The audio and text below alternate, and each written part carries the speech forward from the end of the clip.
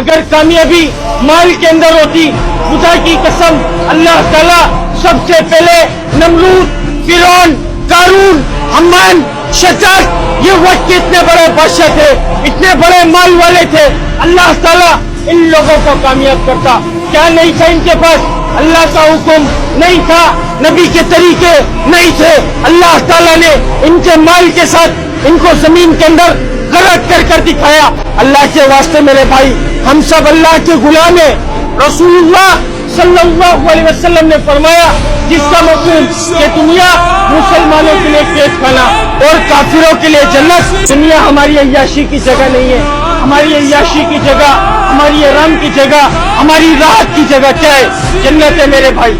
اور اس جنت کا کیا ذکر فرما رہے کہ وہ جنت اللہ نے کس کے لیے تیار کر رکھی.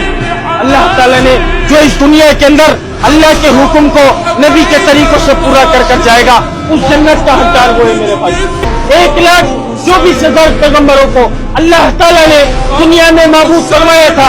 نبی آیا کرتے تھے، اپنی قوم پر، اپنے قبیلوں پر محنت کیا کرتے تھے، مخلوق کا تعلق مخلوق سے ہٹا کر خالق کی طرف جوڑا کرتے تھے. ہم سب کا ایمان، ہم سب کا یقین ہمارے نبی رسول اللہ صلی اللہ علیہ وسلم آخری نبی.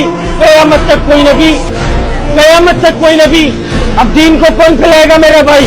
دین کو پھیلانا میری، آپ کی، ہم سب کی، پوری امت مسلمہ کی ذمہ داری. اور یہ ذمہ داری اللہ رب العزت نے قرآن پاک میں ہم سب پر لگائی.